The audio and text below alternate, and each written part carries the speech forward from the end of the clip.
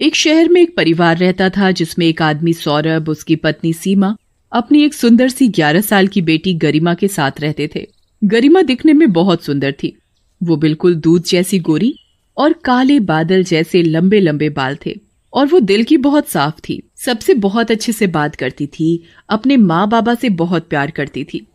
सारे मोहल्ले वाले गरिमा की तारीफ करते रहते थे। एक दिन गरिमा अपने बाबा से जिद करने लगी। बाबा मुझे कहीं बाहर लेकर चलो ना, मुझे कहीं बाहर घूमने जाना है।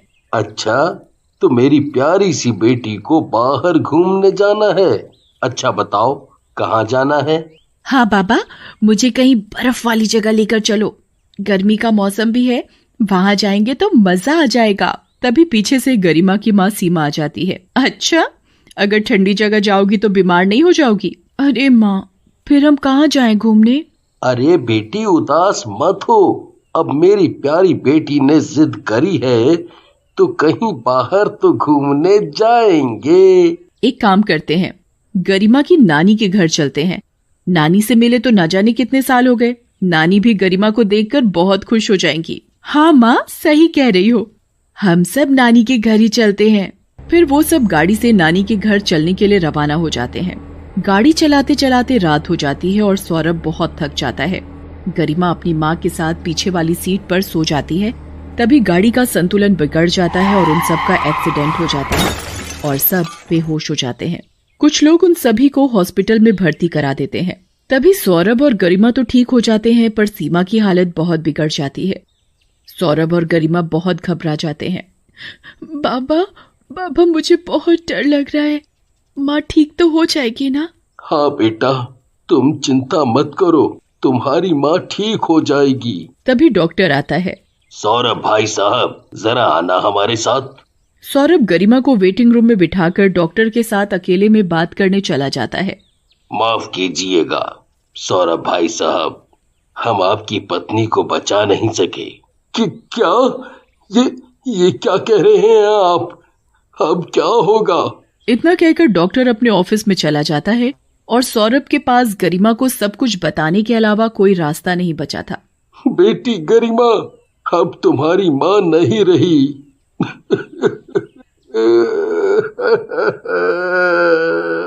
इतना सुनकर ही गरिमा अपने बाबा के गले लग जाती है और बहुत रोती है। फिर सौरभ और गरिमा सीमा का अंतिम संस्कार करके नानी के घर चले जाते हैं। सौरभ गरिमा की नानी को सब कुछ बता देता है। अब तो भगवान ही जाने आगे क्या होगा। एक तो 11 साल की बेटी, ना जाने अब कौन संभालेगा इसे। हाँ सासू माँ, मुझे भी अपनी कोई फिक्र नहीं। मुझे तो बस गरिमा की चिंता खाए जा रही है। मैं काम करने जाऊंगा या गरिमा की देखभाल करूंगा। तभी नानी बोल पड़ती है। अरे सौरभ, तू दूसरी शादी कर ले, वो सही रहेगा। सौरभ भी नानी की बात मान लेता है। आखिर इसके अलावा और कोई रास्ता भी तो नहीं था। फिर सौरभ के लिए एक विधवा औरत माधवी का रिश्ता आता है। उसकी एक बेटी भी होती है, वैशाली। वैशाली 15 साल की थी। जब रिश्ता मिलवाने के लिए सौरभ और माधवी घर बुलाते हैं तो गरिमा को पहली नजर में देखकर ही माधवी के मन में उसके लिए ममता भर जाती है। पर जब वैशाली गरिमा को देखती है तो वो उससे जलने लगती है, क्योंकि वो उससे बहुत सुंदर थी। सौरभ और माधवी का रिश्ता पक्का हो जाता है और फिर माधवी वैशाली को लेकर सौरभ के घर चली जाती है। हर रोज माधवी गरिमा को बिल्कुल अपनी बेटी की ही तरह प्यार करती थी और वैशाली इस चीज से भी बहुत जलने लगी। इसलिए वैशाली गरिमा से बिल्कुल अच्छे से बात नहीं करती थी। पर गरिमा कभी भी बुरा नहीं मानती थी। उसे विश्वास था कि वो दोनों कभी न कभी तो प्यार से रहेंगे। जब गरिमा और वैशाली दोनों मिलकर स्कूल जाते थे तब भी सारे बच्चे उन दोनों की बराबरी करने लगते कि गरिमा तो वैशाली से ज्यादा सुंदर है, ये तो उसकी बहन लगती ही नहीं। ये बातें सुनकर वैशाली बहुत गुस्से में आ जाती है। ये मेरी बदकिस्मती है जो मुझे तुम जैसी बहन मिली। गरिमा बहुत उदास हो जाती है और ये बात किसी को नहीं बताती। एक दिन वैशाली जब गरिमा को सोता हुआ देखती है तो वो कैंची लेकर गरिमा के पास जाती है और उसके सारे बाल काट देती है। जब गरिमा उठती है तो देखती है कि उसके सारे कटे हुए बाल बिखरे हुए होते हैं। मेरे बाल, ये कैसे हुआ? मैंने काटे तेरे बाल। बड़ा घमंड था ना तुझे अपने बालों पर। ले, अब तेरा घमंड चूर चूर हो गया। पीछे से माधवी सब सुन लेती है और वैशाली को बहुत डांटती है, पर इस बात का गरिमा को बिल्कुल भी बुरा नहीं लगता। माँ, आप दीदी को कुछ मत कहिए, ये बाल ही तो थे, फिर आ जाएंगे। देख अपनी बहन को, तुझसे छोटी है पर तुझसे कितनी ज्यादा समझदार है, कुछ सीख अपनी बहन से। ये बात सुनकर वैशाली को गरिमा से और नफरत होने लगती है। एक रात को वैशाली को गरिमा के ऊपर इतना गुस्सा आता है कि वो उसे जान से मारने की योजना बना लेती है। अगली सुबह, गरिमा गरिमा जल्दी मेरे पास आ, मुझे तुम्हें कुछ दिखाना है। क्या हुआ दीदी, क्या दिखाना है तुम्हें? अरे जल्दी चलो, मैंने वहां पहाड़ी के पास बड़ा सुंदर इंद्रधनुष बनता हुआ देखा। अच्छा दीदी रुको, मैं आती हूँ। वैशाली गरिमा को पहाड़ के पास ले जाती है। दीदी बताओ ना, कहाँ है वो इंद्रधनुष? वैशाली चुपके से गरिमा को धक्का मारकर पहाड़ी से नीचे गिरा देती है। वैशाली घर जाकर चिल्लाते चिल्लाते माधवी को पुकारती है।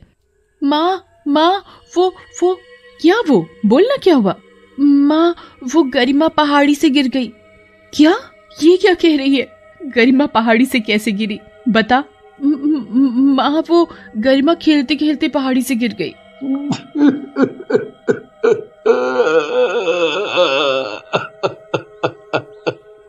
ये क्या बोल रही हो तुम वैशाली?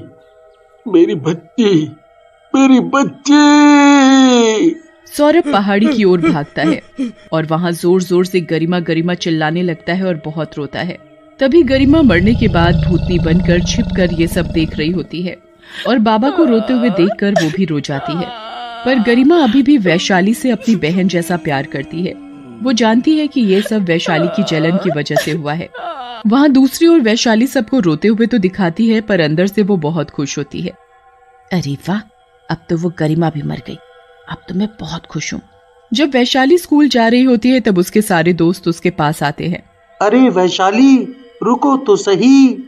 हाँ बोलो ना वैभव, क्या बात है? वैभव के पास और भी दोस्त खड़े होते हैं। अरे वैशाली, मुझे पता चला कि तुम्हारी बहन पहाड़ी से गिरकर मर गई। मुझे सच में बहुत बुरा लग रहा है। हाँ वैशाली, गरिमा तो सच में बहुत याद आती है।